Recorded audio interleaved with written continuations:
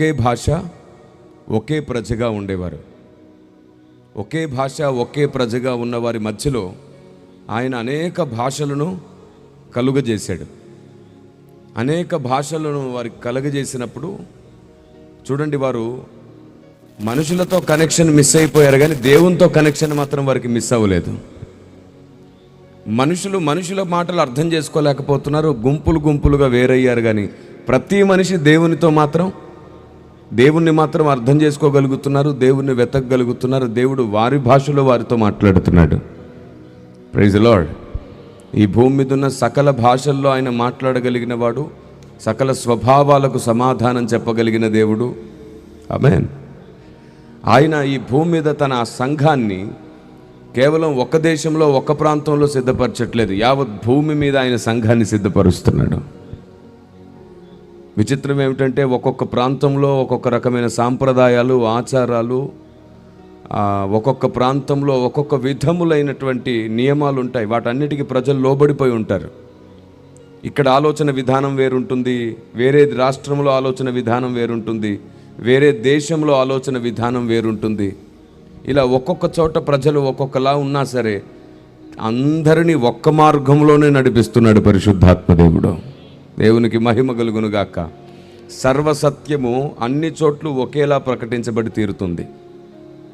భాషలు మారొచ్చేమో కానీ భావాలు మారలేదు. కాబట్టి ఆయన భావన మనకు అర్థమయ్యేటట్లు ఆయన మాట్లాడుతున్నాడు. మీరు శ్రద్ధగా వింటే చాలు, ఎంతటి ఉన్నత సంగతి అయినా సరే మీ మనసులో ఆయన నాటగలుగుతాడు. కానీ మీరు వినేటప్పుడు మీరు మీ గురించి, మీకు నచ్చిన వాటి గురించి ఆలోచిస్తుంటే దేవుడు అర్థం కాడు. మీరు వినేటప్పుడు పక్కవారితో మాట్లాడుతూ ఉంటే దేవుడు అర్థం కాడు. మీరు దేవుని వాక్యాన్ని వినేటప్పుడు మీ పిల్లలతో ఆడుకుంటే దేవుడు అర్థం కాడు. మనం చూస్తుంటాం, జాతరలో ఎవరితో కూడా కనెక్ట్, అందరితో కలిసి అల్లరి చేస్తూ ఉంటారు, అటు చూస్తూ ఉంటారు, ఇటు చూస్తూ ఉంటారు, ముచ్చట్లు ఆడుతూ ఉంటారు, పెళ్ళిళ్ళలో, ఫంక్షన్స్లో. కానీ దేవుని సభ జాతర కాదు, తిరణాలు కాదు. దేవుని సభ, దేవుడు తన హృదయాన్ని పంచుకునే వేదిక ఇది. తన మనసులో ఉన్న సంగతులు మనకు అర్థమయ్యేటట్లు చేసే అద్భుతమైన గడియ ఇది. ఎప్పుడు వినే సంగతులు వినడం మాని ఇలా సభలు పెట్టుకున్నప్పుడు మునుపెప్పుడు వినని సంగతులు వినడం ప్రారంభిస్తుంది సంఘం. అప్పుడే మనం పెట్టిన ఖర్చుకి, చేసిన ప్రార్థనకి, కార్చిన కన్నీటికి సంపూర్ణ న్యాయం జరుగుతుంది. మనం ఎప్పుడు వినే సంగతులను మరలా వినడానికి కాదు, లోక సంబంధమైన మూలపాఠముల విషయంలో కూడా మనం మృతమవ్వాలి. పరలోక సంగతులను వినడానికి మనకు సిద్ధ మనసు కావాలి.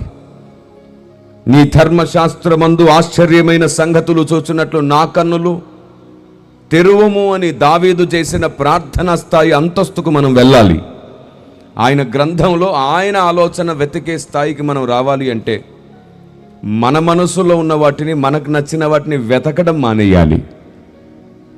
ఈ మాటతోనే ప్రారంభిస్తూ ఆ మాట కోసమే వీటిని నేను మీతో పంచుకున్నాను. మరలా చెప్తున్నాను, మీరు మీ మనస్సులో ఉన్నవి వెతికినంత వరకు దేవుడు తన మనసులో ఉన్న సంగతులు చెప్పినా మీకు అర్థం కావు.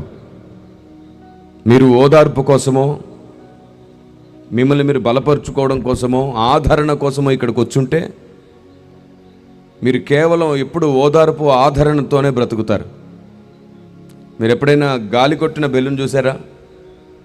గాలి కొట్టిన బెలూన్ ఎలా ఉంటుంది? అది ఉబ్బిపోయి, అవును, దానికి ఒక పిన్ని టచ్ చేస్తే ఏమవుతుంది?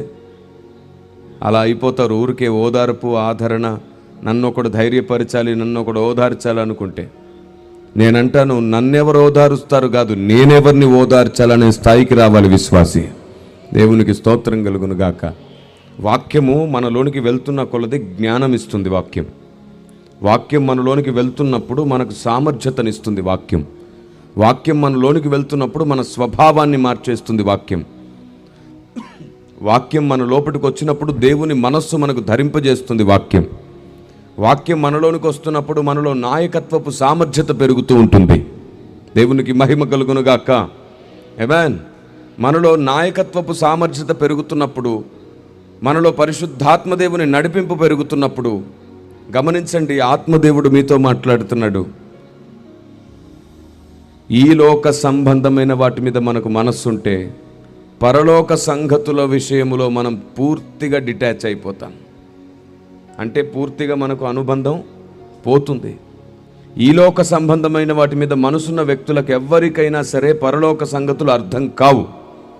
అందుకొరకు ఆయన అన్నాడన్నమాట, మీరు పైనున్న వాటిని వెతకండి అని. దావీదు భక్తుడు తన గ్రంథములో ఆశ్చర్యమైన సంగతులు చూడాలనుకున్నాడు కదండి. అలాంటి వ్యక్తికి ఈ లోకంలో ఎంత పెద్ద విషయమైనది చాలా చిన్నగా అనిపిస్తుంది. కానీ ఈ లోక సంగతులే వినాలనుకుంటారు చూశారు, వారికి ఈ లోకంలో ప్రతి సమస్య పెద్దగానే అనిపిస్తుంది. అసలు వారి బ్రతికే పెద్ద కష్టం అనిపిస్తుంది.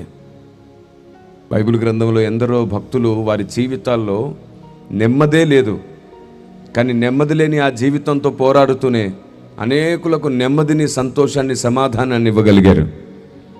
కాబట్టి మన జీవితంలో ఉన్న సమస్య మనకు ఆవగింజంతే కనబడాలి. దేవుని వాక్యం మన జీవితంలో గొప్ప పర్వతంగా, కోటగా ఉండాలి మనకి. నీవే నా కొండ, నీవే నా కోట అని అన్నాడు భక్తుడు. మీకు తెలుసా, కొండ కోట అనడానికి వెనకాలన్న ఉద్దేశం ఏమిటో? శత్రువు నా దరికి చేరలేడు, అంత మాత్రమే కాదు, నేను సురక్షితమైన ప్లేస్లో ఉన్నాను. ఈ చివరి దినాల్లో పరిశుద్ధాత్మదేవుడు ఎన్నో సంగతులు మనతో మాట్లాడాలనుకుంటున్నాడు. అందుకే నేనంటాను, సంఘం అనుదినం సత్యం నుండి సర్వసత్యంలోనికి కొనసాగాలి. పాలలాంటి మాటలు వినడం మాని పరిశుద్ధాత్ముడు చెప్పాలనుకున్న బలమైన సంగతులను, మహామర్మములను వినగలిగే స్థాయికి రావాలి.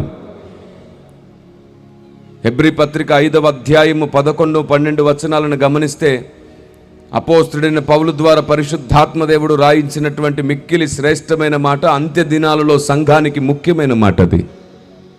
ఇందును గూర్చి మేము చెప్పవలసినవి అనేక సంగతులున్నవి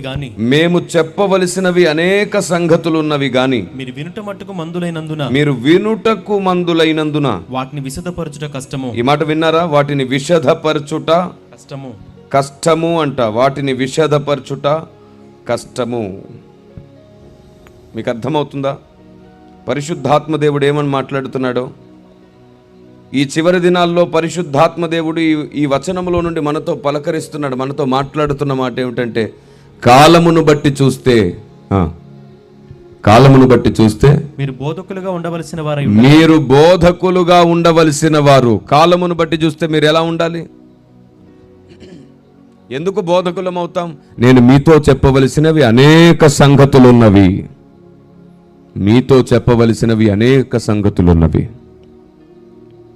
ఇప్పుడు చెప్పండి, ఆయన చెప్పాలనుకున్న సంగతులు చాలా ఉన్నాయా లేదా? వాస్తవానికి ఈ సంగతులన్నీ యేసు ప్రభు చెప్పాలనుకున్నారు ఈ భూమి మీద ఉన్నప్పుడు.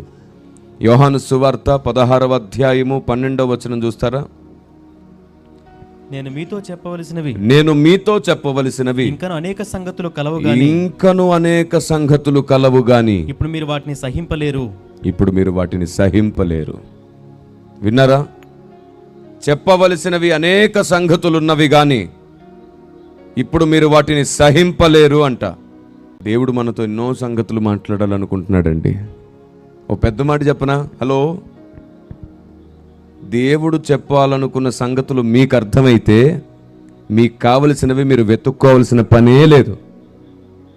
ఆయన సంగతులు ఎవరి లోపట ఉంటాయో వారి కోసం ఆయన మొత్తం ప్రకృతిని ఆజ్ఞాపిస్తాడు, 4 దిక్కులను ఆజ్ఞాపిస్తాడు. మీకు కావలసిన సమృద్ధి, క్షేమము వాటికవే మీ వెంట పరిగెత్తుకొస్తాయి. అందుకోసమే భక్తుడు అంటాడు, కృపాక్షేమములు నా వెంట వచ్చును అని అన్నాడు. అవి మీ వెంటే పరిగెత్తుకొచ్చేటట్లు చేయాలి అంటే మీరు ఆయన ఆలోచన వెంట పరిగెత్తండి. నేను చెప్తున్నాను, ఒక 90 రోజులు అంటే 3 నెలలు మీకోసం కానీ, మీ కష్టాల కోసం, మీ బాధల కోసం అప్పులు, స్థలాలు, పెళ్ళిళ్ళు, పొలాలంటూ ప్రార్థన చేయడం మానేసి నీ జ్ఞానము, నీ చిత్తము, నీ వాక్యము, నీ ఉద్దేశము, నీ ఆలోచనే మాకు బయలుపరచు, పరలోక సంగతులతో మమ్మల్ని నింపు ప్రభువా అని అడిగి చూడండి. మీరు ఒక 3 నెలలు మీకోసం మీరు ప్రార్థన చేయడం మానేసేయండి. ఒక 3 నెలలంటే 3 నెలలే పైనున్న వాటిని వెతకడం ప్రారంభించండి. మొదట ఆయన నీతిని, రాజ్యాన్ని వెతకడం ప్రారంభించండి. కేవలం 3 నెలలు మాత్రమే. ఈ 3 నెలలు గడుస్తుండగానే మీరు అడగకుండానే మీ సమస్యల నుంచి మీరు విడుదల పొందడం మీకు అర్థమవుతుంది. మీరు అడగకుండానే మీ జ్ఞానం పెరుగుతుంది. మీరు అడగకుండానే మీ జీవిత సమస్యల్లో మీరు గొప్ప పరిష్కారాలను కనుక్కుంటారు. మీరు అడగకుండానే మీరే పోరాడడం నేర్చుకుంటారు. మీరు అడగకుండానే మీ అనారోగ్యాలు పోతూ ఉంటాయి. మీరు అడగరు, మీరు సిద్ధపడుతున్న కొలది మీ కాలములు మీకు అనుకూలమైపోతాయి. ఈ మాట మర్చిపోకండి. దేవునికి నచ్చినట్లు దేవుని జ్ఞానము నేర్చుకుంటూ సిద్ధపడితే మన కాలములు మన సొంతం అవుతాయి. Praise the Lord. ఇది భక్తి నియమం, ఇదే పరలోక నియమం, ఇదే పరిశుద్ధాత్మ దేవుడు నేర్పించాలనుకుంటున్న నియమం. భక్తి యొక్క రహస్యం ఇక్కడే ఉంది. ఈ లోకంలో ఉన్న వాటిని వెతుకుతూ వెతుకుతూ నువ్వు బుద్ధి లేని సంఘానం అయిపోయే ప్రమాదం ఉంది. కానీ పైనున్న వాటిని వెతుకుతూ వెతుకుతూ వెతుకుతూ ఆయన పావురం, ఆయన నిష్కలంకురాలు, ఆయనకు ఒక్కతే అని పిలిచే ఆ ఉన్నత బిరుదులోనికి వెళ్ళిపోతావు. ఒకరోజు ఆయన సింహాసనంలో కూర్చుండిపోతావు. మీకు విషయం తెలుసా? ఈ రోజు వరకు దేవుడు ఈ లోకంలో క్రీస్తు ఆరోహణుడై వెళ్ళిపోయిన తర్వాత స్టిల్ ఈ రోజు వరకు ఆయన తన సొంత సింహాసనంలో కూర్చోలేదు.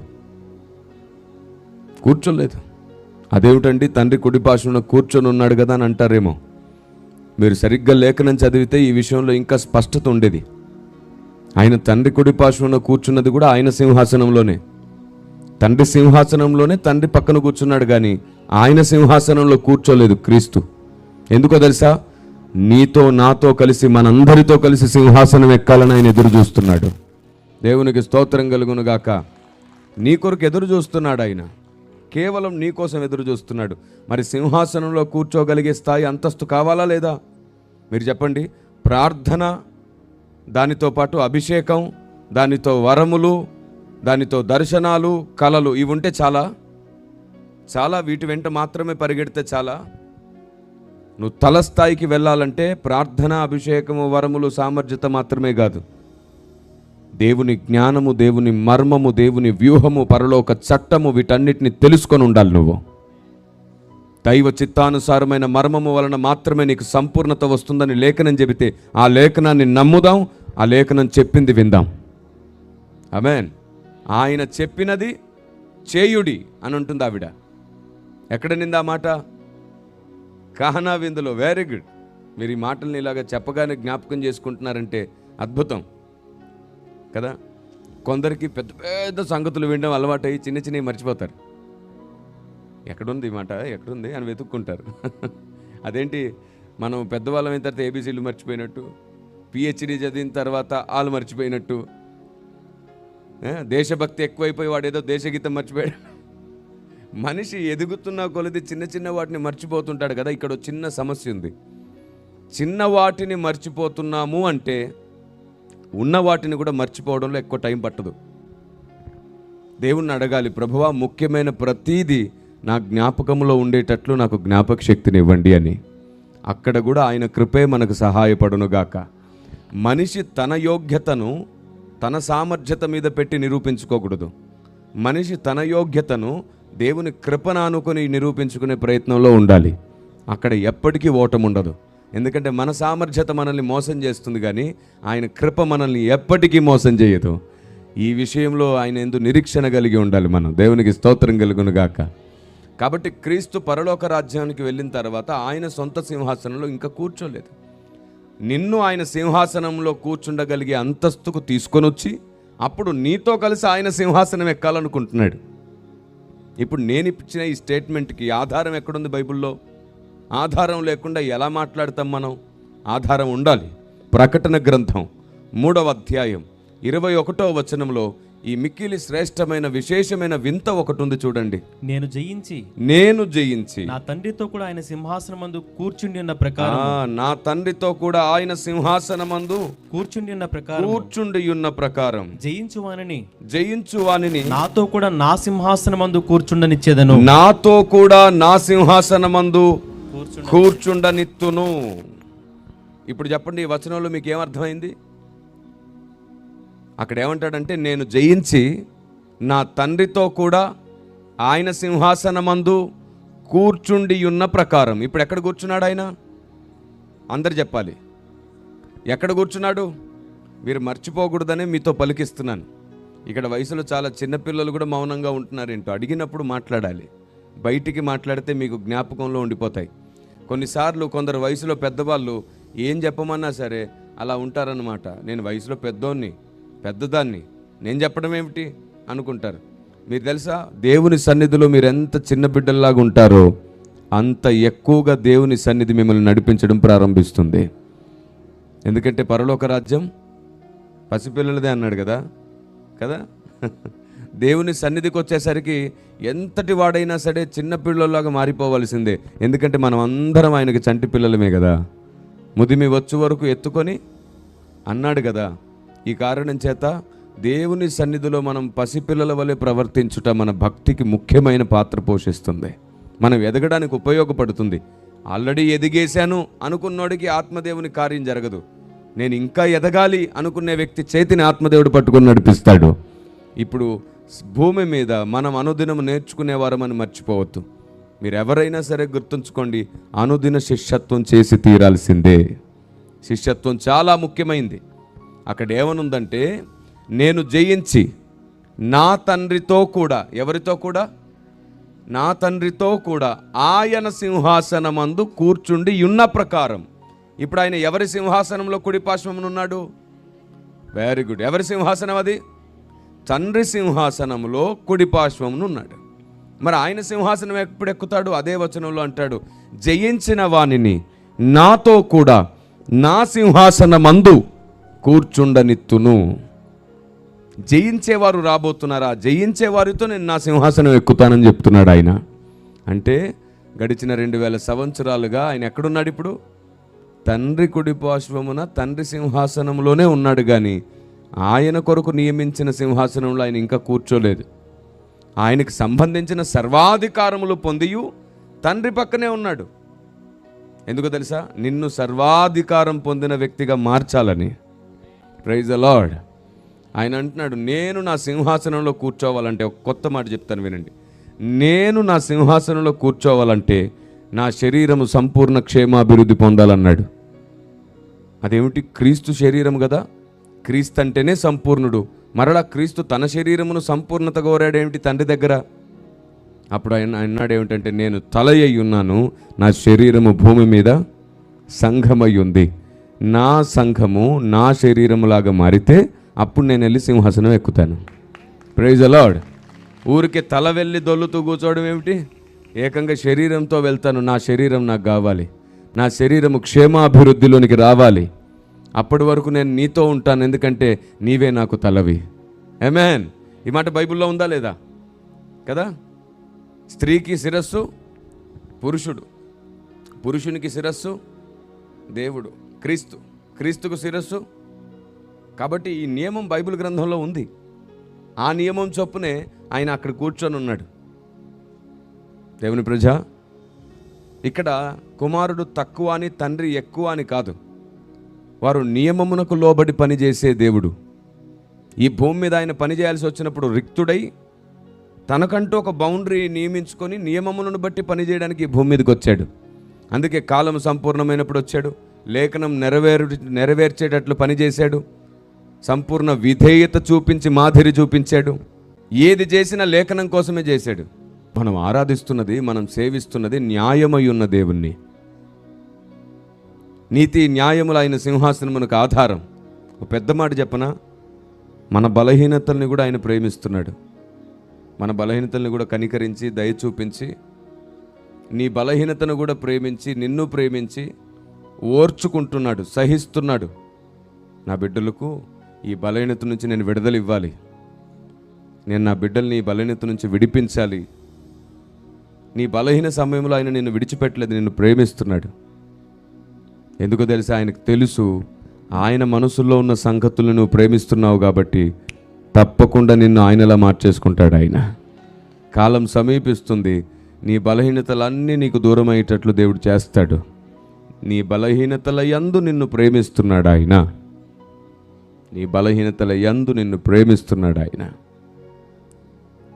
ఆయన తృణీకరించాలంటే క్షణం మాత్రమే, కానీ ఆయనే తృణీకరించట్లేదు. అది గుర్తుంచుకో. మనుషులు తృణీకరిస్తే అయ్యో అందరు నన్ను విడిచిపెట్టేశారని కృంగిపోకు. ఆయన తృణీకరించగలవాడు, కానీ ఆయనే తృణీకరించలేదంటే నిన్ను ఇంకా లోకం కూడా తృణీకరించకుండా మార్చగలడు ఆయన. ఆయన దగ్గర సంపూర్ణ జ్ఞానం ఉన్నది, సంపూర్ణ దైవత్వం ఆయనలో నివాసం చేస్తుంది. కాబట్టి కుమారుడైన దేవుడు తండ్రి అయిన దేవుని కంటే ఎందులో తక్కువవాడేం కాదు. రాయబడింది ఏమిటంటే తండ్రితో సమానంగా ఉండే యోగ్యత గలవాడంట. తండ్రితో సమానంగా ఉండే యోగ్యత ఆయనకున్నది. ఈ కారణం చేత పైనున్న సింహాసనం గురించి మనకు అవగాహన కలిగి ఉండడం మంచిది. ఎందుకంటే క్రీస్తు సింహాసనమే మన సింహాసనం కూడా. Praise the lord.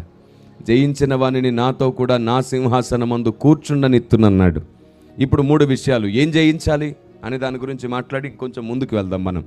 ఇలా ఒక్కొక్క ముత్యాన్ని ఏరుకొని సమకూర్చుకొని ఒక మంచి ముత్యాల దండ హారము దేవుడు మన మెడలో వేయాలనుకుంటున్నాడు. మీకు తెలుసా, సంఘం మెడలో దేవుడు అనేక రకాల హారములు వేస్తాడు. ఎంతమందికి తెలుసు దేవుడు సంఘం మెడలో అనేక హారములు వేయాలనుకుంటున్నాడని? అనేకులు ఏమనుకుంటారంటే అన్నీ సమర్పించుకోవడమే కానీ వేసుకోవడం ఏముండదు సార్ అనుకుంటా. లేదు, ఆయన సంఘం మెడలో కొన్ని హారములు వేయాలనుకుంటున్నాడు. పరమగీతంలో అంటాడు చూడండి ఒకసారి, ఆయన సంఘం మెడలో కొన్ని హారములు వేయాలనుకున్నాడు. ప్రియుడు ఆకర్షించదగినటువంటి హారం ఉందంట సంఘం మెడలో. ఎందుకంటే ఈవిడకి తన ప్రియుడు ఎక్కడికి వెళ్తున్నాడో ఈవిడికి తెలుసు. చూడండి 6వ అధ్యాయం చదవండి, 1వ వచనం నుండి. స్త్రీలలో అధిక సుందరి వగుదానా, నీ ప్రియుడు ఎక్కడికి పోయెను, అతడు ఏ దిక్కునకు తిరిగెను, మనము పోయి అతని వెదుకుదము రమ్ము. ఉద్యానవనమందు మేపుటకును పద్మములను ఏరుకొనుటకును నా ప్రియుడు తన ఉద్యానవనమునకు పోయెను, పరిమళ పుష్పస్థానమునకు పోయెను. నేను పద్మములలో మేపుచున్న నా ప్రియునిదానను, అతడు నావాడు. చాలు. ఈ మాట ఒక మాట గమనించారా? నీ ప్రియుడు ఎక్కడికి పోయాను అంటే ఈవిడికి అడ్రస్ తెలుసు. ప్రియుడు ఎక్కడికి వెళ్ళాడు, ఏం పని చేస్తున్నాడు, ఇవన్నీ తెలుసా తెలీదా? తెలుసు కదా. కానీ ఈరోజు మన ప్రియుని గురించి మనకు చాలా విషయాలు తెలియదు. మీకు తెలుసా, దేవుని గూర్చిన జ్ఞానం లేకుండా సంఘం సంపూర్ణ సిద్ధి పొందింది అంటే అది అబద్ధం. అభిషేకం పొందొచ్చు, బతిమాలుకొని వరములు పొందొచ్చు, ఆత్మదేవుని వలన అద్భుతములు పొందొచ్చు. కానీ దేవుని గూర్చిన జ్ఞానం లేకుండా సంఘం ఎప్పటికీ సంపూర్ణ సిద్ధి పొందలేదు. ఇర్మియా గ్రంథం 9:24 చూడండి ఒకసారి. అతిశయించువాడు దేనిని బట్టి అతిశయింపవలననగా భూమి మీద కృప చూపుచు నీతి న్యాయములు జరిగించుచున్న యెహోవాను నేనే అని గ్రహించి నన్ను పరిశీలనగా తెలుసుకుంటున్న బట్టి అతిశయింపవలెను. ఎలాగంట? నన్ను పరిశీలనగా తెలుసుకొనుటను బట్టియే అతిశయింపవలెను. అట్టి వాటిలో నేను ఆనందించువాడని యెహోవా సెలవిస్తున్నాడు. ఆయన్ని పరిశీలనగా తెలుసుకుంటేనే ఆయనకు ఆనందం అంట. అలాంటి వారికి ఆయన గొప్ప హారములు వేస్తాడు. హారములను గురించి చూపిస్తానన్నాను కదా. హారము దొరకాలంటే నీకు ఆయన గురించి తెలిసి ఉండాలి, ఆయనను గూర్చిన సంగతులు తెలిసి ఉండాలి. అప్పుడే ఆయన నీ మెడలో కొన్ని హారములు వేస్తాడు. పరమగీతముల గ్రంథం 4వ అధ్యాయంలో ఉంది చూడండి, 9వ వచనం. నా సహోదరి ప్రాణేశ్వరి నా హృదయమును వశపరుచుకుంటివి. ఎవరిని వశపరుచుకుందంటే ఈవిడ ఆయన హృదయాన్ని వశపరుచుకుందంట. ఒక చూపుతో నా హృదయమును వశపరుచుకుంటివి, నీ హారములలో ఒకదాని చేత నన్ను వశపరుచుకుంటివి. ఏమిటంట? హారములలో ఒకదాని చేత. అంటే ఈవిడ మెడలో చాలా రకాల హారాలు ఉన్నాయి. ఈ హారములన్నీ కూడా ఆయన బోధ వలన కలిగిన హారములే. గీతముల గ్రంథం 1వ అధ్యాయం 10వ వచనం. ఆభరణముల చేత నీ చెక్కిళ్ళను, హారముల చేత నీ కంఠమును శోభిల్లుచున్నవి. చూసారా ఎన్ని హారాలు ఉన్నాయంట? అనేక హారములు ఉన్నాయి ఈవిడ మెడలో. అందుకే హారములు అనే బహువచన పదం వాడబడింది. ఈ హారములన్నీ కూడా బోధ వల్ల కలిగిన హారములు అవన్నీ, దేవుని జ్ఞానము వల్ల కలిగిన హారములు అవన్నీ, బోధ కొరకు మనం ప్రయాసపడినప్పుడు ఇచ్చిన హారములన్నీ అవార్డ్స్ అన్నమాట. అవార్డ్స్. Praise the Lord. బోధే హారము అనే మాటకు ఆధారం చూపిస్తున్నాను. సామెతల గ్రంథం 1వ అధ్యాయం చూడండి ఒకసారి, 9వ వచనం. అవి నీ తలకు సొగసైన మాలికయు, అవి నీ తలకు సొగసైన మాలికయు, నీ కంఠమునకు హారమునయుండును. ఏవి అవి అంటే ఏవి? 8వ వచనంలో అంటాడు చూడండి, నా కుమారుడా, నా కుమారుడా, నీ తండ్రి ఉపదేశం ఆలకింపుము, ఆ నీ తల్లి చెప్పు బోధన త్రోసివేయకము. దేవునికి మహిమ కలుగును గాక. Praise the Lord. కాబట్టి ఇప్పుడు బోధ ఏమిటంట? బోధ అంటేనే హారము. బోధ అంటేనే హారము. అలాగున పరలోక సంగతులు మనకు అర్థమవుతున్న కొలది మన మెడలో హారములుగా సందేశములు పేర్చబడుతున్నాయి. అలాంటి ముత్యము కంటే విలువైన సంగతులు, పరలోక ముత్యముల కంటే విలువైన సంగతులు, పరలోక బంగారము కంటే వజ్రముల కంటే విలువైన సంగతులు, పరలోకములో దేవదూతలు ఎవ్వరి దగ్గర లేని విలువైన హారములు సంఘానికి ధరింపజేయాలనుకుంటున్నాడు ఆయన. దేవునికి స్తోత్రం కలుగునుగాక. అవి ఎలాంటి హారములంట? ఆయననే వశపరుచుకోగలిగిన హారములు. ఆయననే వశపరుచుకోగలిగిన హారములు. ఎంత అద్భుతం అండి, ఎంత ఉన్నతం. ఆయన ఎంత కృపగల దేవుడు. ఏ యోగ్యత లేని మనకు దేవదూతలకు మించిన యోగ్యతనిస్తున్నాడు. ఆయన హృదయాన్ని వశపరుచుకోగలిగిన సామర్థ్యత మనకిస్తున్నాడు. కాబట్టి బోధ, దేవుని ఉద్దేశములు ఒక్కొక్కటిగా పేర్చుకొని మన యోగ్యతను పెంచుకోవాలి. మళ్ళీ చెప్తున్నాను, దేవుని ఉద్దేశములు ఒక్కొక్కటిగా పేర్చుకొని మన అంతస్తును పెంచుకోవాలి పరలోకంలో. దేవునికి స్తోత్రం కలుగునుగాక. Praise the Lord. కాబట్టి ప్రతి విషయం సంఘానికి తెలియాలి, ప్రతి విషయం సంఘానికి అర్థం కావాలి. ఇప్పుడు చెప్తున్నాను, మీరు దేవుని ఆలోచన విధానములన్నింటినీ సమకూర్చుకునే లక్షణం మీకు ప్రార్థనా గదిలోనే ప్రారంభం అవ్వాలి. అప్పుడు పరిశుద్ధాత్మ దేవుడు సమాజంలో మిమ్మల్ని గొప్ప వృక్షముగా ఫలింపజేస్తాడు. అప్పుడు మీరు మోడుగా మిగిలిపోరు, మహావృక్షంగా మారుతారు. దేవుడు మిమ్మల్ని నాటి ఫలింపజేసి అనేకులకు ఆశీర్వాదంగా మారుస్తాడు. ఎంతకాలం నీ ఆశీర్వాదాల వెంట పరిగెడతావు?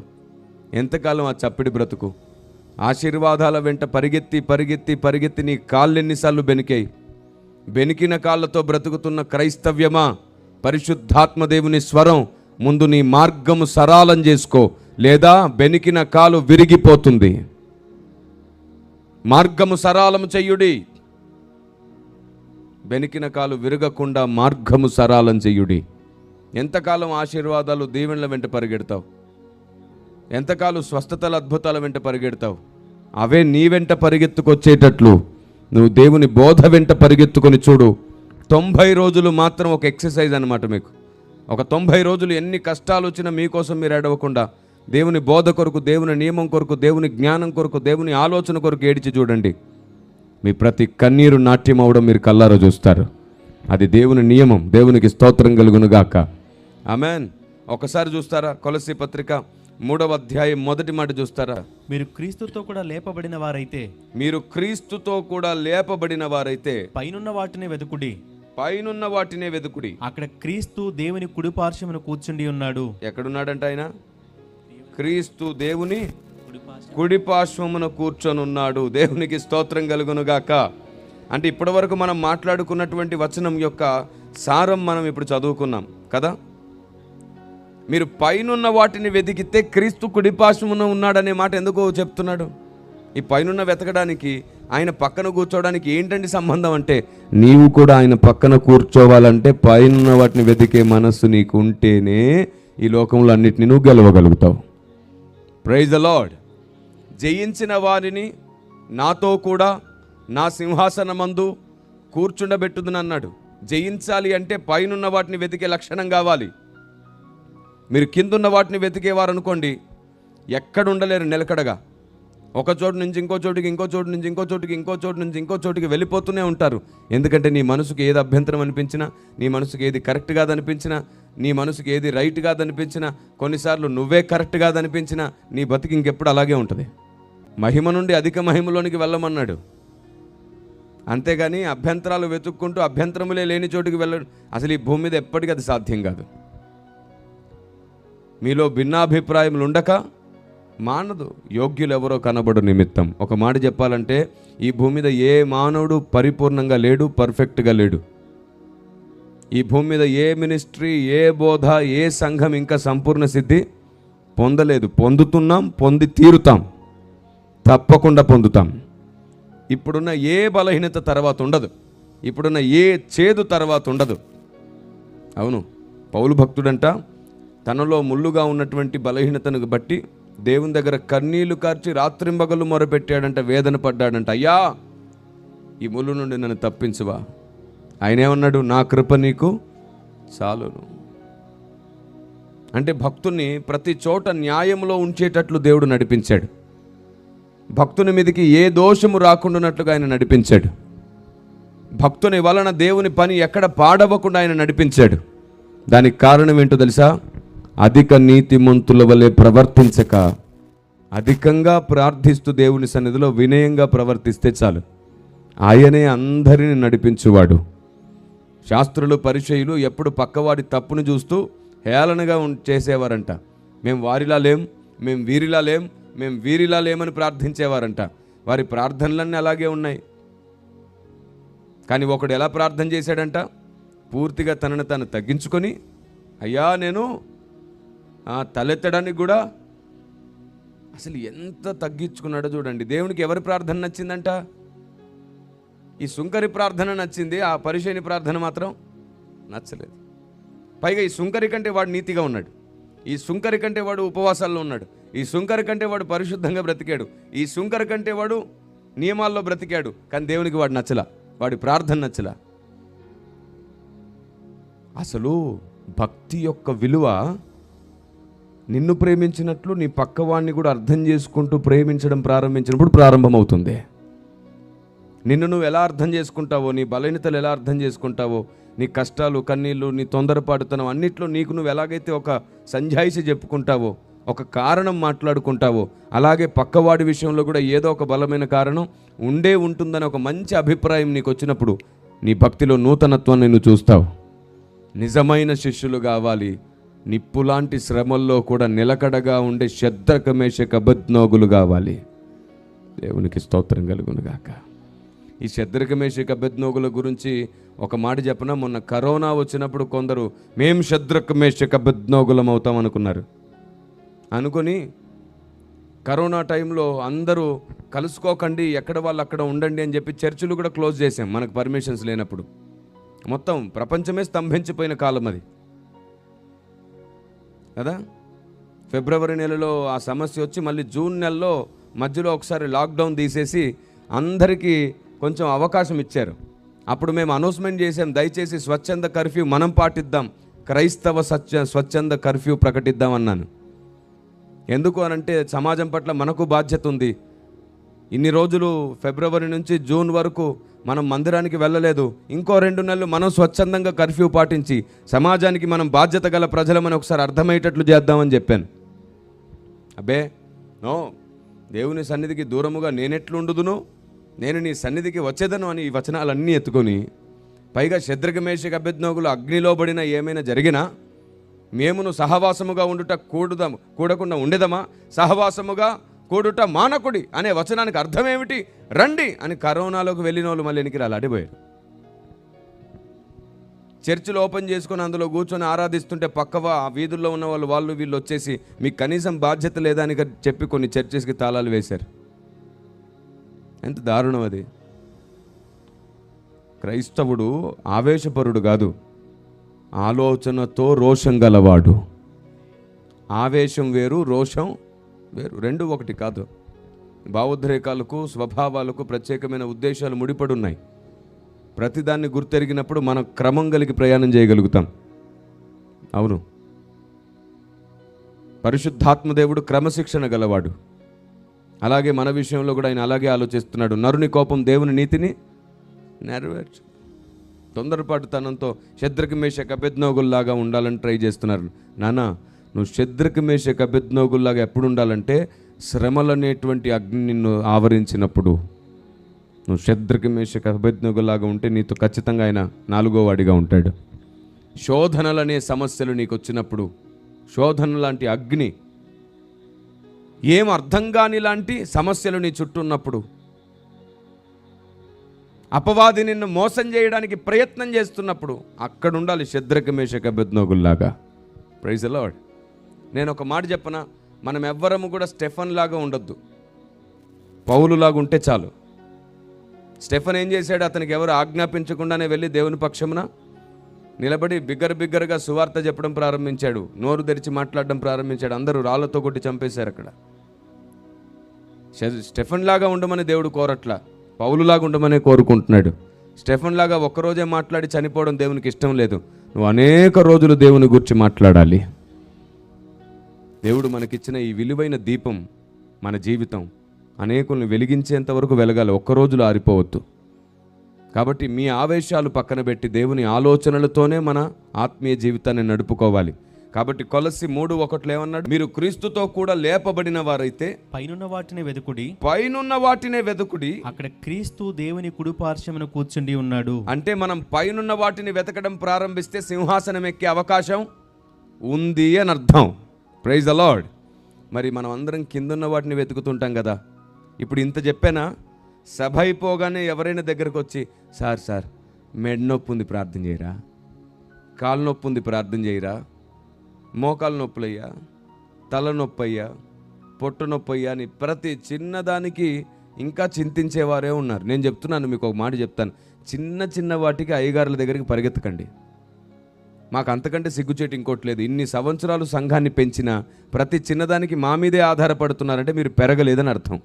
జలుబు వస్తే అయ్యగారు, దగ్గు వస్తే అయ్యగారు, తుమ్ము వస్తే అయ్యగారు, జ్వరం వస్తే అయ్యగారు, తలనొప్పి వస్తే అయ్యగారు, కడుపు నొప్పి వస్తే అయ్యగారు, ప్రతిదానికి అయ్యగారు. మరి నీలో ఉన్న విశ్వాసం ఏది? నీలో ఉన్న భక్తి ఏది? నువ్వు ఎదిగిన సామర్థ్యత ఏది?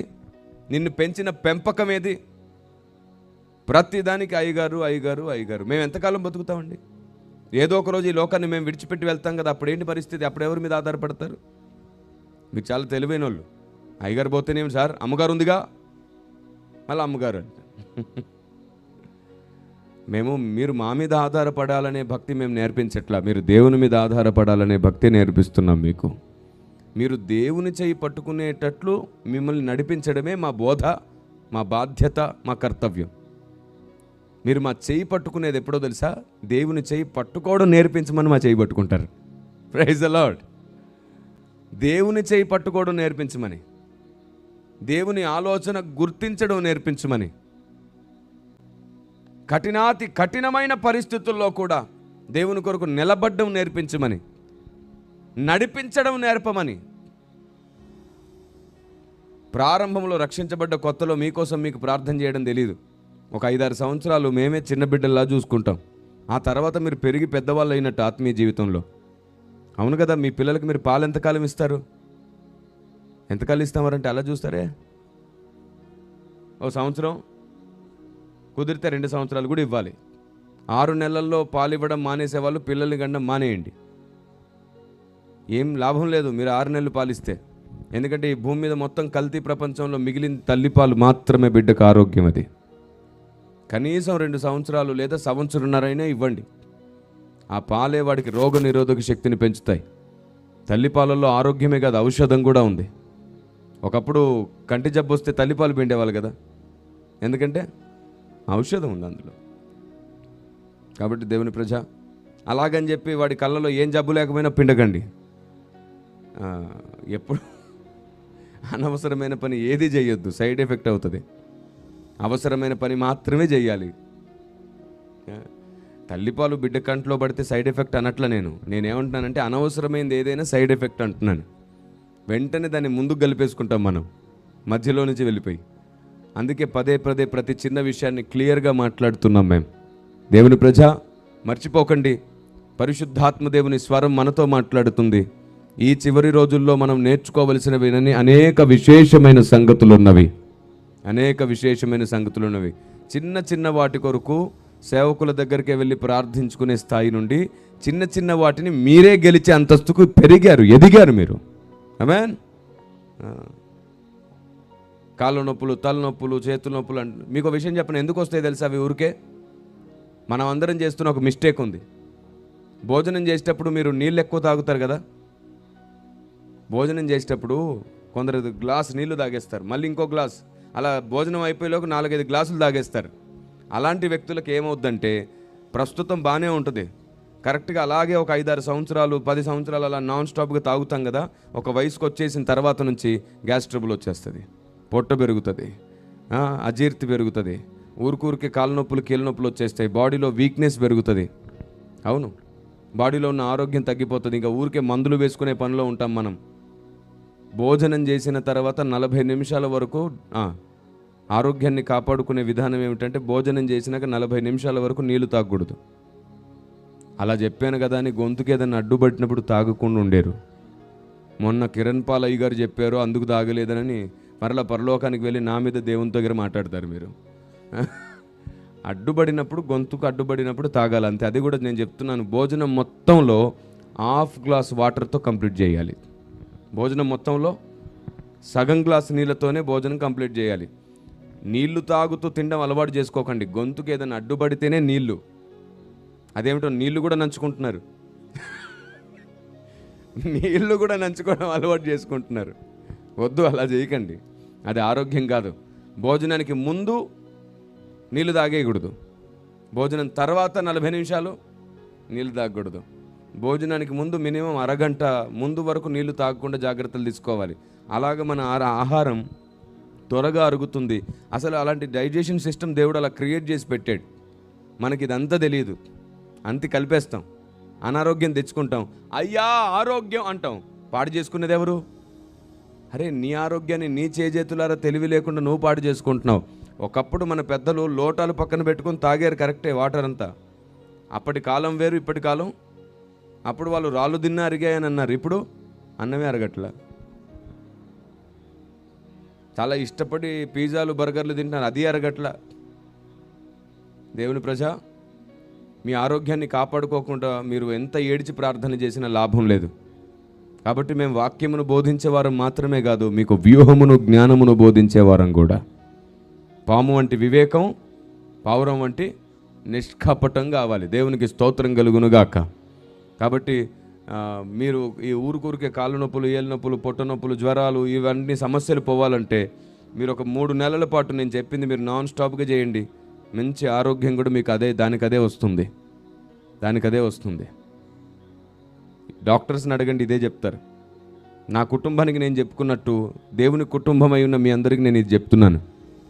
ఆరోగ్యాన్ని మీరు పాడు చేసుకొని మళ్ళీ అద్భుతం కోసం అడగండి.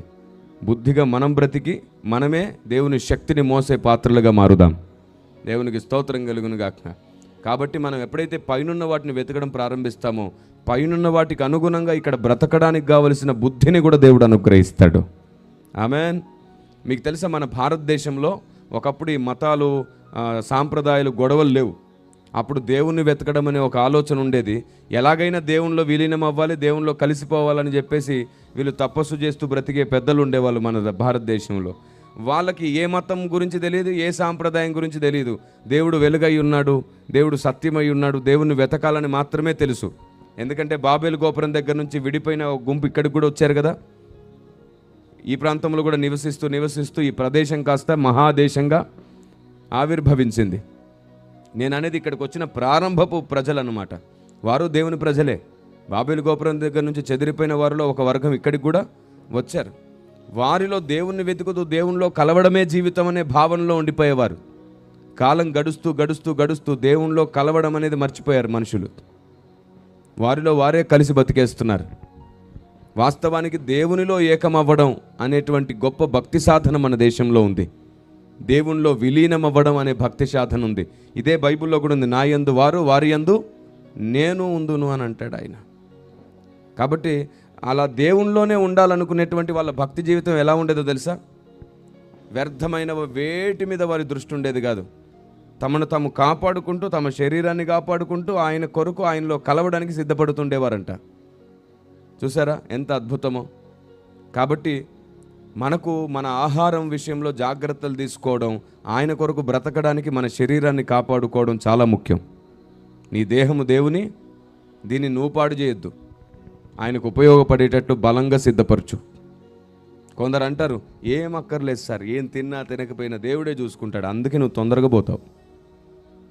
చాలా తప్పుడు విధానం, తప్పుడు ఆలోచన విధానం, రాంగ్ అది. దేవుణ్ణి శోధించొద్దని కూడా రాయబడింది.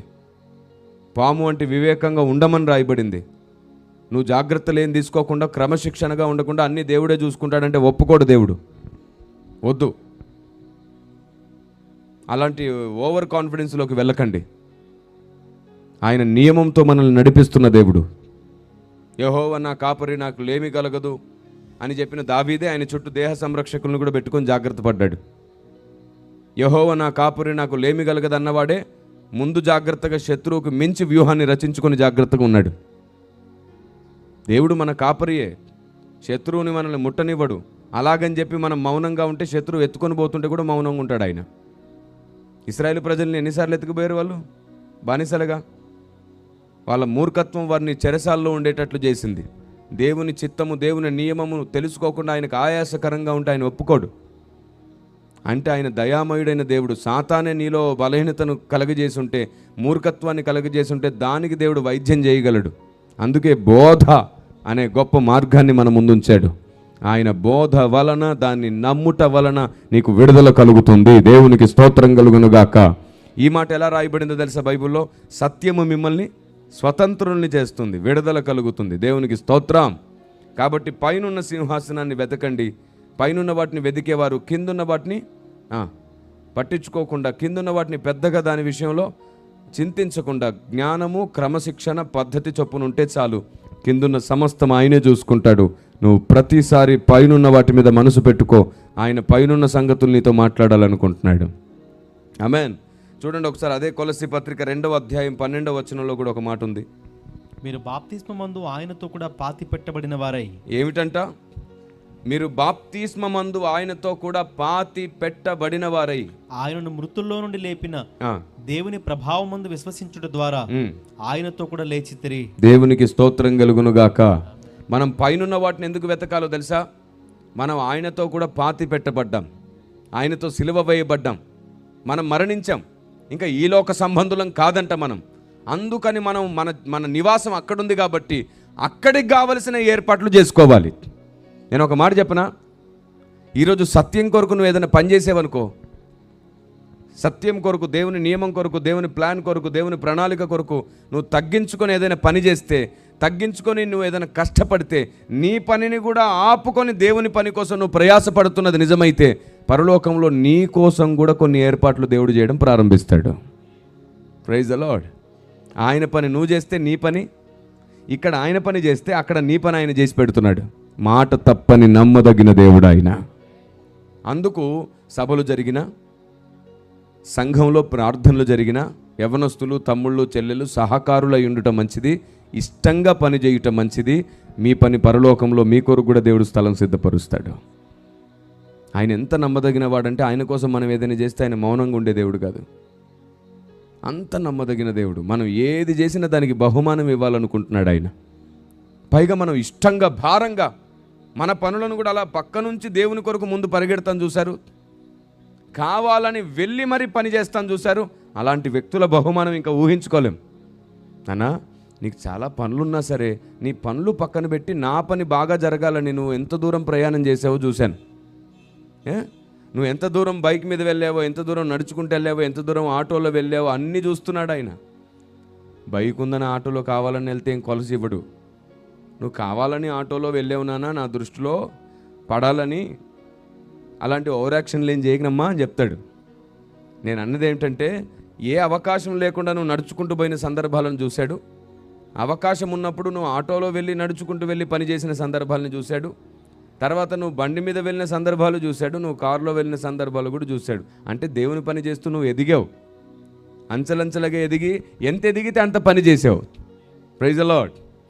కాలినడకన వెళ్ళాలంటే నువ్వు ఒక పూట పని ఆపుకొని వెళ్ళాల్సి వచ్చింది. కొంచెం డబ్బులు చేతిలో ఉన్నాయి కదా ఆటోలోకి వెళ్ళడానికి, కొన్ని గడియల పని నువ్వు పక్కన పెట్టి వెళ్ళావు. బైక్ వచ్చిన తర్వాత జస్ట్ అలా ఒక గంట, ఇలా ఒక గంట వెళ్ళొచ్చి కూడా నువ్వు పని చేసావు. కారు వచ్చిన తర్వాత నీ పని ఇంకొకరు చేయగలిగారు, నువ్వు దేవుని పని కూడా చేయగలిగావు. అంటే నీ అంతస్తును దేవుడు ఎలా పెంచాడు? నువ్వు ఆయన పని చేస్తున్న కొలది నీ స్థాయి, నీ స్టామినా, నీ మెయింటెనెన్స్, నువ్వు ఏదైనా చేయగలిగేటట్లు నీ పరిస్థితులు, నీ బుద్ధి, వివేకములు అన్నిటిని ఇస్తూ వచ్చాడు. నీ చుట్టూన్న వాళ్ళు దానికి అనుకూలంగా మారేటట్లు చేశాడు ఆయన. ఎంత అద్భుతంగా ఆయన అడ్మినిస్ట్రేషన్ పనిచేస్తుందో చూడండి, ఎంత అద్భుతంగా ఆయన పరిపాలన పనిచేస్తుందో చూడండి. కాబట్టి దేవుని ప్రజ, ఆత్మదేవునితో ప్రయాణం కేవలం అద్భుతాలు, ఆశ్చర్యాలు, కలలు, దర్శనాలు కాదు.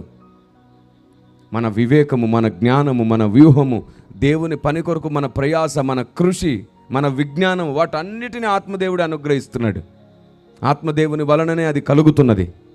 దేవునికి మహిమ కలుగును గాక. కాబట్టి నువ్వు ఎంత ఇంటెన్షన్గా చేస్తున్నావు, ఎంత ఇష్టంగా చేస్తున్నావు, ఎంత ఖచ్చితంగా చేస్తున్నావు అనే దాని మీద నీకు పరలోక సింహాసనం, పరలోక కిరీటం, పరలోక బహుమతులు అన్నిటినీ దేవుడు సిద్ధపరుస్తున్నాడు. అందుకే రాయబడింది, ఆయన పని చేస్తున్నప్పుడు అశ్రద్ధగా చేయకూడదంట, ఇష్టంగా చేయాలి. పొగడతల కోసం చేయకూడదంట, ధన్యత కోసం చేయాలంట. ఆమేన్. ధన్యత కోసం. అందుకే నువ్వు దేవుని గణపరిచి నువ్వు పని చేయి, నిన్ను గణపరచడానికి దేవుడు పనిచేస్తాడు. మీరు క్రీస్తుతో కూడా లోకము యొక్క మూలపాఠముల విషయమై మృతి పొందిన వారైతే లోకంలో బ్రతుకుచున్నట్టుగా మనుషుల ఆజ్ఞలను, పద్ధతులను అనుసరించి చేత పట్టుకుని వద్దు, రుచి చూడవద్దు, ముట్టవద్దు అను విధులకు మీరు లోబడనేలా అవన్నీ వాడుకొని చేత నశించిపోవును. అట్టివి స్వేచ్ఛారాధన విషయంలోను, వినయ విషయంలోను, దేహశిక్ష విషయంలోను జ్ఞానరూపకమైనవని ఎంచబడుచున్నవే గాని శరీరేచ్ఛ నిగ్రహం విషయంలో ఏమాత్రము ఎన్నిక చేయదగినవి కావు. దేవునికి స్తోత్రం కలుగునుగాక. ఈ వచనాన్ని మీకు మరలా నేను అర్థమయ్యేటట్టు చెప్తాను చూడండి. మీరు క్రీస్తుతో కూడా లోకము యొక్క మూల పాఠముల విషయమై మృతి పొందిన వారైతే. కొన్ని మూఢనమ్మకాలు ఉంటాయి లోకంలో, వాటి విషయంలో ఇంకా క్రైస్తవుడు చావలా. పెద్దలందరూ వినాలి ఇక్కడ. లోకంలోని మూలపాఠాల్లో ఇంకా క్రైస్తవులు చావలా. లోక సంబంధమైన మూలపాఠాలు క్రైస్తవ్యాన్ని ఇంకా ఏలుతున్నాయి. మొన్న ఎవడో అంటున్నాడు, ఒక ఆవిడ చనిపోతే, తల ఈ దిక్కు కాదు, ఈ దిక్కు పెట్టు, ఈ దిక్కు కాదు, ఆ దిక్కు పెట్టు. ఏ దిక్కులో పెడితే ఏమైందిరా? సమాధి చేస్తుంటే ఏ దిక్కు పెడితే నీకేం నష్టం? ఆ దిక్కు కాకుండా ఈ దిక్కు పెడితే ఇంకేమైనా గొప్ప మహిమలు వచ్చేస్తాయా? బహుమతులు పెరుగుతాయా? లేకపోతే లేచి కూర్చుంటుందా? మళ్ళీ వెంటనే సరే అని చెప్పి ఒక దిక్కు పెడితే, నేనున్నాను అక్కడ చూస్తున్నాను. దాదాపుగా ఇది 2022లోనో 2021లోనో జరిగింది. నేను చూశాను. ఎందుకంటే ఆవిడికి నేనే బాప్తిసం ఇచ్చాను. కాకపోతే వాళ్ళ కొడుకులు వాళ్ళందరూ ఇంకా క్రీస్తునందు లేరు. వాళ్ళు అన్నారు, మా అమ్మని మాకు నచ్చినట్టు మేము సమాధి చేసుకుంటాం అంటే నేను అన్నాను, సరే చేసుకోండి, గొడవ ఏం లేదు. మేము ఆచార సాంప్రదాయాలకు నిబద్ధులం కాదు, దేవునికి మాత్రమే మేము ముడిపడి ఉన్నాం.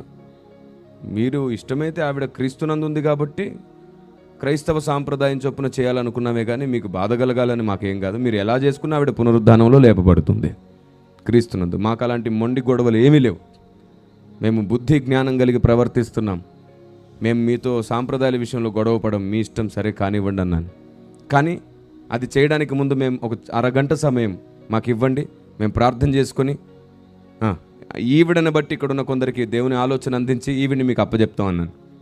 ఆ రోజు మేము అక్కడ నిలబడి సరిగ్గా 5 నిమిషాలు అందరం కలిసి చేతులెత్తి కృతజ్ఞతలు చెప్పి సంఘం అంతా కలిసి ప్రార్థన చేసి అక్కడే అందరూ వింటుండగా సువార్తను,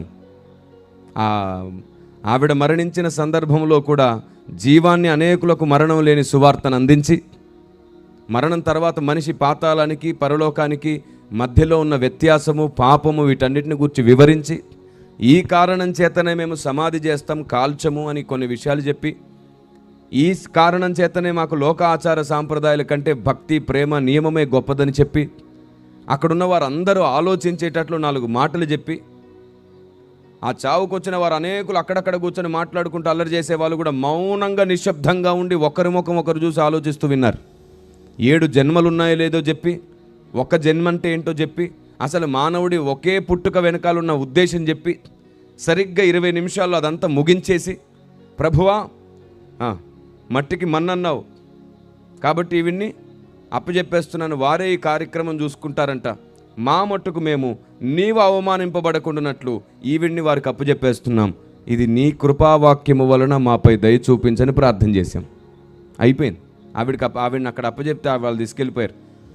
లోపల పెట్టి ఇటు తిప్పారు, అయిపోయిన తర్వాత ఇంకోటి వచ్చాడు, కొంచెం వయసులో పెద్దోడు. రే బోర్లా వెయ్యాలిరా, బోర్లా అన్నాడు. నేను ఎవడ్రా వీడు అని చూశాను. తిప్పేశారు పాపం, ఫేస్ నేల వైపు ఉండేటట్టు తిప్పారు. రే వెన్ను చూపించాలి, వెన్ను అన్నాడు. ఆమె నైటితో ఉందన్నమాట పాపం, చాలా వృద్ధాప్యంలో ఉన్న తల్లి, చీర లాంటిది కట్టే అంత టైం లేక అలా చేశారు. ఆ నైటిని చింపారండి వాళ్ళు, వీపు కనబడేటట్టు. ఎన్ని దురాచారాలు, ఎన్ని ఆలోచన లేని పనులు. అందుకే క్రైస్తవుడా లోక సంబంధమైన మూలపాఠముల విషయంలో నువ్వు చనిపోవాలి. ఈ లోక సాంప్రదాయపు ఆచారాల విషయంలో నువ్వు చనిపోవాలి. అవి నీవి కావు అన్నట్టు నువ్వు బ్రతకాలి. Praise the Lord. అదేంటో పేరుకు క్రైస్తవులు ఇప్పటికీ వాస్తు నమ్మకుండా ఇల్లు కట్టుకోరు. 100 సార్లు సెల్యూట్ చేయాలి మీకు, గొప్ప క్రైస్తవులని. పాస్టర్ గారు వచ్చి ప్రార్థన చేసి వెళ్ళాలన్నమాట ఇల్లు కట్టుకునేటప్పుడు. ఆయన ఇచ్చిన నూనె మొత్తం చల్లగానే ఈనాటి పోగానే ఫోన్ చేస్తారు, అయ్యా వాస్తు చూడ్డానికి రండి, మా అయ్యగారు వెళ్ళిపోయాడు. అరే వాస్తును చూసి చర్చ్ కట్టారంటే ఒకడు, వాడు ఏం అర్థం కాలేదు నాకు, వాడికి వాస్తవాలు తెలియలేదనిపించింది. వాస్తు ఇల్లు ఏంటండి, ఎంత విచిత్రం అండి. నిజంగా వాస్తులు అంత శక్తి ఉంటే ఇప్పటికి మన దేశం అన్ని దేశాల కంటే గొప్ప దేశం అయి ఉండాలి. ఎందుకంటే ఏ దేశంలో వాస్తు లేదు, వాళ్ళు చూడరు, వాళ్ళు గొప్పోళ్ళు అయిపోయారు. మనమేమో వాస్తులు చూస్తూ వాస్తవాలు మర్చిపోయాం. మనమేమో ఆ గొప్పోళ్ళ దగ్గరికి వెళ్ళి ఉద్యోగాలు చేసుకుంటున్నాం. మీరు చెప్పండి, ఉద్యోగాల కోసం మన దేశాల నుంచి విదేశాలకు వెళ్ళారా లేదా?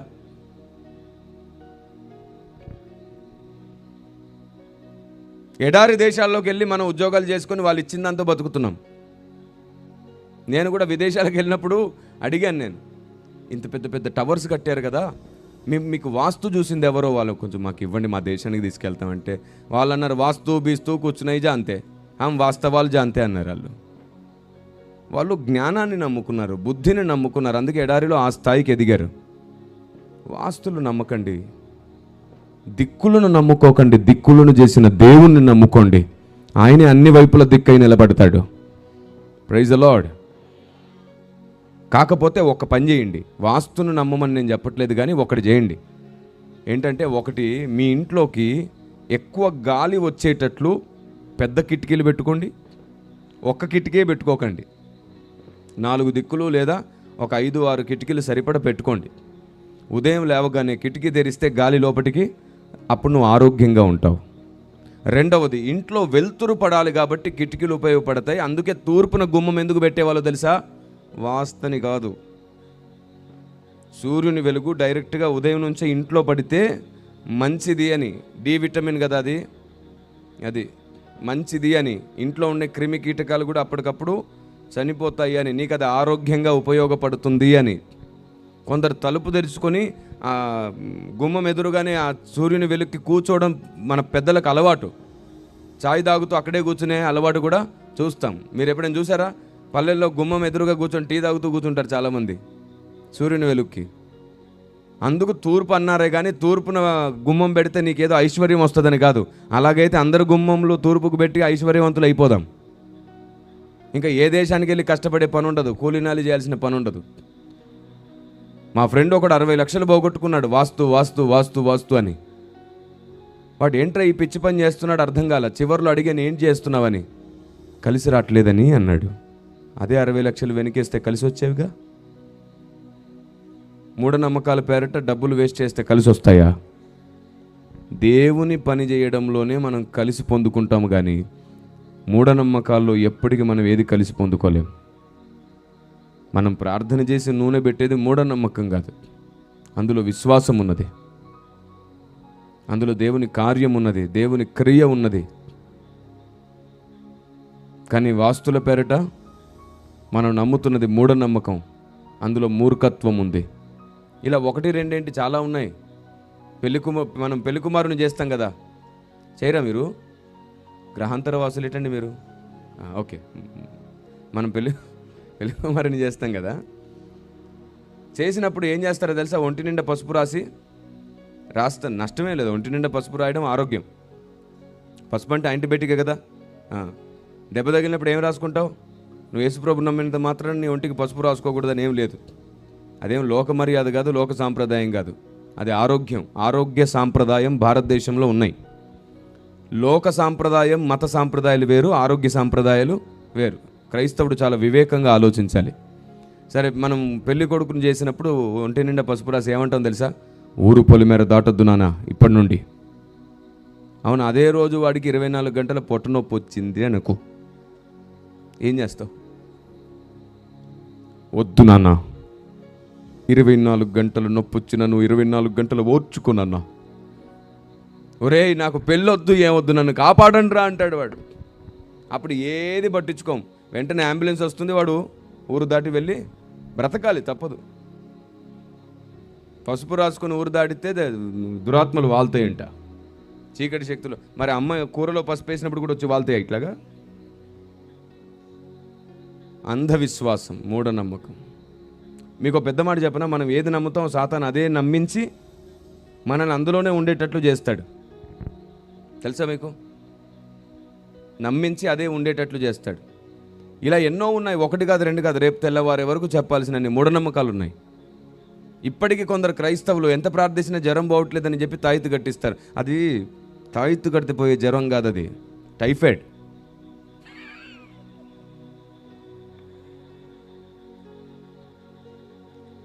నా చిన్నప్పుడు మా అమ్మమ్మ తాయెత్తులు కట్టించడానికి తీసుకెళ్తే వాడు తాయెత్తు కట్టి అన్నాడు, గర్భిణీ స్త్రీల దగ్గరికి, చావు దగ్గరికి, అక్కడికి ఇక్కడికి నువ్వు వెళ్ళొద్దు, వెళ్తే ఈ తాయెత్తు పోతుంది అన్నాడు. నేనన్నా పోంది కట్టమన్నా. పోకుండా 2 ఎక్కువ, అరే 3 ఎక్కువ వేయడం కాదు, దాని పవర్ పోతుంది అన్నాడు. పవర్ఫుల్దే, ఇంకో 100 రూపాయలు ఇస్తానన్నా. 10 సంవత్సరాల వయసు అప్పుడు నాకు. అప్పుడప్పుడే నాకు దేవుడు అర్థమవుతున్నాడు. వాడు ఏమన్నాడు తెలుసా? మా అమ్మమ్మని, వీడు తీసుకెళ్ళిపోముందు ఇక్కడ నుంచి, ఎక్కువ మాట్లాడుతున్నాడు. నా కొడుకు వయసు ఎక్కడున్నాడు వీడు? సేమ్ వాడంతే ఉన్నాను నేను అప్పుడు. ఎక్కడికి వెళ్తే తాయెత్తు పవర్ పోతుంది, ఆ పవర్ పోతుంది. నేను పవర్ఫుల్ తాయెత్తు కట్టు, నేను ఎక్కడికి వెళ్ళినా పాడవని తాయెత్తు కట్టు, నా దగ్గర అట్లాంటివి లేవన్నాడు. మా అమ్మమ్మ నన్ను ఒక్కటి తల మీద కొట్టి, ఎక్కడికి వెళ్తే అక్కడ ప్రశ్నలు వేస్తావు, నడు ఇంటికి అని తీసుకొచ్చింది. నేను ఆవిడని అడిగాను, గర్భిణీ స్త్రీ దగ్గరికి వెళ్తే పవర్ పోతుందంట, చావు దగ్గరికి వెళ్తే పవర్ పోతుందంట, అక్కడికి వెళ్తే ఇక్కడికి వెళ్తే పవర్ పోతుందంట. ఆ పవరే లేని దానికి మనం కట్టుకుంటే మనకెందుకు పవర్ వచ్చింది? ఉన్న పవర్ మనకు కూడా పోయిద్ది అని అన్నాను. రే, నువ్వు ఇలాగే ప్రశ్నలు వేస్తే పెద్దలందరూ నిన్ను దగ్గరికి రానివ్వరని. నేను తెలుసుకుందామని అడిగాను అన్నాను.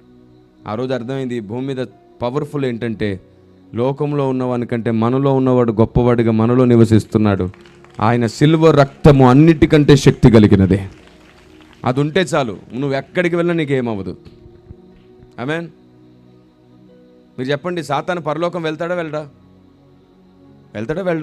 అబ్బే, మీరు బైబిల్ చదవట్లయితే. వాడు ఎప్పుడు అనుదిన అవసరమైతే ప్రతిరోజు పరలోకం వెళ్ళగలడు. యోబు గ్రంథంలో పరలోకానికి వెళ్తేనే కదా నువ్వు ఎక్కడి నుండి వచ్చావని అడిగాడు. వాడు ఈజీగా పరలోకం వెళ్తాడు. నీకు ఎలా ఉంది తెలుసా? పరలోకం అంటే సాతాను ఇట్లా లోపల చూశారు కదా, మీరు చిన్నప్పటి నుంచి సినిమాలు చూశారు కదా, వాడు ఇట్లా అడుగు పెడితే ధూమ్ సౌండ్ వచ్చి ఎగిరి టోల్మని పడిపోతే అది పెద్ద గ్రాఫిక్స్ లాగా. నీ పరలోకాన్ని గ్రాఫిక్స్ చేసి పడేశారు. మీరందరూ నా కుటుంబం కాబట్టి సరదాగా చెప్తున్నాను. ఎంత బుద్ధిహీనత! పరలోకం పొగమంచు మాయాలోకం కాదు. ఈ భూమి మీద ఉన్న ప్రకృతి కంటే కొన్ని కోట్ల రెట్ల అందమైన ప్రకృతి కలిగినటువంటి మహోన్నత లోకం అది. సూర్యుని క్రింద కొత్తది ఏది అక్కడ ఉన్నదే. ఇక్కడ దేవుడు అందమైన ప్రకృతినిచ్చాడు, అక్కడ కూడా చాలా అందమైన ప్రకృతి ఉంది. మహిమ అనగానే పొగమంచు ఎఫెక్ట్ వేసుకొని, పరలోకం అనగానే బంగారు వీధులు, బంగారు భవనాలను మాత్రమే చూసుకొని అసలు పరలోకంని చూడకుండా మనం ఇలా బ్రతికేస్తున్నాం. బైబిల్ గ్రంథంలో అసలైన పరలోకం గురించిన జ్ఞానం ఉంది తెలుసా? ఎప్పుడైనా నేర్చుకుందాం దాని గురించి కూడా. కానీ దేవుని ప్రజ, పరిశుద్ధాత్మ దేవుని జ్ఞానం, ఆలోచన లేకపోతే మనం బుద్ధి లేని సంఘంగా మిగిలిపోతాం ఈ భూమి మీద. కాబట్టి మూఢనమ్మకములకు మనం దూరంగా ఉండడానికి ప్రయత్నం చేయండి. నేను ఇంతకుముందు ఏదో అడిగితే మీరు చెప్పారు, సాతాను పరలోకానికి వెళ్ళాడు. పరలోకానికి ఈజీగా వెళ్తాడు. చివరికి మన చర్చిలోకి కూడా వచ్చి చక్కగా వాడు కూర్చుంటాడు. నువ్వు పాటలు పాడి స్తుతిస్తే వాడు కూడా కూర్చుంటాడు, వెళ్తాడు, వాక్యం వింటాడు. అవసరమైతే మీకు తెలుసా 3 రకాల దురాత్మలు ఉన్నాయి. మనుషులను పట్టి పీడించే దురాత్మ ఉంటుంది చూసారు, అది మందిరంలోనికి రాలేదు, వస్తే పారిపోతుంది. దేవుని శక్తి ఉన్న చోట దానికి స్థలం. మనుషులను పట్టి పీడించే దురాత్మలు. రెండవది సమాజాన్ని పట్టి పీడించే దురాత్మ. ఆ తర్వాత సంఘ ఐక్యతలు పాడు చేయడానికి సంఘాన్ని పట్టి పీడిస్తున్న దురాత్మ. వీటిని నువ్వు ఎంత ప్రార్థించినా, ఎంత అభిషేకాన్ని వాడినా పోగొట్టలేవు. దేవుని జ్ఞానము సత్యము మనలోనికి వస్తేనే అది వాటికి అవే పారిపోతాయి. ఆమేన్. మీరు దేవునికి లోబడి వాడిని గద్దించుడు, అప్పుడు వాడు మీ యొద్ద నుండి పారిపోవును. దేవుని వెలుగు వచ్చినప్పుడే చీకటి పారిపోతుంది, అప్పటి వరకు అది సాధ్యమయ్యే విషయం కాదు. నీ వాక్యము వెల్లడి అగుడుతోడనే వెలుగు కలుగునను. కాబట్టి సాతాను నీ దగ్గర ఏదో ఉంటే, కొందరు బైబిల్ని తల కింద పెట్టేసుకొని సాతాను రాడు నా దగ్గరికి, అవసరమైతే ఈ బైబిల్ చదివేస్తాడు. పిచ్చిదానా, బైబిల్ తల కింద పెడితే సాతాను దగ్గరికి రాడు కాదు. దేవుని శక్తి, దేవుని ఆత్మ నీలో నివసిస్తే వాడు నీలోనికి రాలేడు. ఆత్మదేవుడు ఉన్న చోట వాడు ఉండలేడు. Praise the Lord. కాబట్టి ఏదో వస్తువుని నీ దగ్గర పెట్టుకున్నంత మాత్రాన సాతాను దగ్గరికి రాలేదు, దరి చేరలేదనే నమ్మకం కంటే కూడా దేవుడే నీలో నివసిస్తే వాడు నీలోనికి రాలేడు. ఇలా స్థిరమైన విశ్వాసం, ఖచ్చితమైన నియమంలో బ్రతుకుదాం. మన మూఢత్వం తొలగిస్తే క్రీస్తుతో కూడా మనం సమాధి చేయబడిన వారమై, క్రీస్తుతోడి వారమై బ్రతుకుతూ ఈలోక సంబంధమైన మూలపాఠముల విషయమై మృతులమై, పరలోక సంబంధమైన జీవం కలిగి జీవిస్తూ మనం సింహాసనం పైన ఆసీనుడు అవ్వడానికి పైనున్న వాటిని వెతికితే క్రీస్తు తండ్రి కుడిపార్శ్వమున ఉన్నాడు. ఒకరోజు మీరు ఆయన కుడిపార్శ్వమున ఉండబోతున్నారు. ఇది పైనున్న సింహాసనం యొక్క ఫలం. పైనున్న సింహాసనం పిలుస్తుంది. ఈరోజు సందేశానికి ఒకవేళ పేరు పెట్టాల్సి వస్తే పైనున్న సింహాసనం పిలుస్తుంది అని పెట్టుకోవచ్చు. అవును, పైనున్న సింహాసనం సంఘాన్ని పిలుస్తుంది. సిద్ధపడు, బుద్ధి కలిగి సిద్ధపడు. రండి మనం అందరం ప్రార్థన చేసుకుందాం. ఈ సమయంలో అందరం కలిసి ప్రార్థన చేసుకుందాం. దాదాపుగా 1:20 నిమిషాల సమయం ఈరోజు మనం దేవుని వాక్యాన్ని విన్నాం. ఈ 1:20 నిమిషాలు పరిశుద్ధాత్మ దేవుడు మనతో అనేక విశేషమైన సంగతులు చెప్పాడు. ఎలాంటి తొందర లేకుండా సావధానంగా ప్రతి మాట అర్థమయ్యేటట్లు చేశాడు. అందరం లేచి నిలబడదామా? అందరం లేచి నిలవబడి మనసారా దేవుని వేడుకుందామా? కృతజ్ఞతలతో స్తోత్రం చేద్దామా? కుడి చేయి పైకెత్తి, తండ్రి, ఈ రోజు నుంచి నేను మూర్ఖత్వంలో కాక జ్ఞానంతో కొనసాగడం నాకు నేర్పండి. పరలోక సంగతులు ఎంత విలువైనవో మాకు అర్థమయ్యాయి. ఈ లోక సంబంధమైన వాటిని వెతికి పరలోక సంబంధమైనవి వెతకడం మర్చిపోయాను. నా కొరకే ప్రార్థిస్తూ ముఖ్యమైన ప్రార్థనలు మర్చిపోయాను.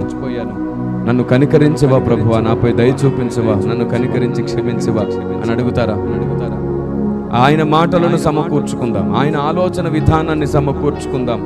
కృపాక్షేమములు మన వెంట వస్తాయి. మనం అనుభవ జ్ఞానంలోనికి వెళ్దాం. సత్యమును గూర్చిన అనుభవ జ్ఞానం కావాలి. అనుదినం మనల్ని మనం మార్చుకుందాం. మీలో, నాలో, మనందరిలో అనుదినం అవగాహన కలిగిన కొలది మార్పు అవసరం. అవగాహన కలిగిన కొలది మార్చుకోవలసినవి ఉంటాయి. ఆత్మదేవుడు ఒక్కొక్క మెట్టు మనల్ని పైకెక్కించాలనుకుంటున్నాడు. ఒకరోజు మన గమ్యస్థానం సింహాసనం అవుతుంది. ఆయన సింహాసనం మనల్ని పిలుస్తుంది. మనసారా కృతజ్ఞతలు చెబుతారా? ఇంత మిక్కిలి శ్రేష్టమైన ఆలోచన విధానంతో నడుపుతున్నందుకు స్తోత్రం చేస్తారా? వేడుకోండి, మనసారా వేడుకోండి. మీకోసం ప్రార్థన చేస్తున్నాను. జీవాధిపతి, మా కన్న తండ్రి, నీ వాక్కు వలన నీ పిల్లల్ని మీరు నడిపించండి. హృదయములో రోషము పుట్టించండి. మీరు హెచ్చరించిన సంగతులు, నేర్పించిన సంగతులు నీ పిల్లలు మర్చిపోనివ్వకండి. నీ పిల్లల్ని నీ చేయి పట్టి మీరు నడిపించండి. పరలోక సింహాసనం చేరే వరకు దేవా, నీ హస్తము మమ్మల్ని నడుపునుగాక. మమ్మల్ని మేము నీ అధికారానికి, నీ చేతికి అప్పగించుకుంటున్నాం. పసిపిల్లలం ప్రభువా, మా బలహీనతల్లో మేము పడి ఉండగా మీరు మమ్మల్ని ప్రేమిస్తున్నారు, మమ్మల్ని విడిచిపెట్టలేదు. మా బలహీనతల్లో మాకు సహాయంగా పంపబడ్డావు పరిశుద్ధాత్మదేవా. బలహీనతల్ని గెలిపించు, విడిపించు మమ్మల్ని. వాటిని అర్థం చేసుకుని మేమే సరి చేసుకునే కృప మాకివ్వు. వలన కలుగు పశ్చాత్తాపము మాకు భక్తి సాధనవునుగాక. నడిపించు. చేరిన ప్రతి ఒక్కరిని, వారి కుటుంబ పరిస్థితులని చేతికి అప్పగిస్తున్నాను. చిన్న చిన్న వాటికి భయపడి ఆందోళన పడక, తమ విశ్వాసం మీద తామే ఆధారపడి ప్రార్థించి పోరాడే యోధులుగా సంఘాన్ని మార్చండి. మీరు మహిమ పొందమని, విశ్వాస వీరులుగా సంఘాన్ని బలపరచమని యేసు శక్తిగల నామములో ప్రార్థించి బతిమాలుతున్నాం పరమ తండ్రి. ఆమేన్ ఆమేన్.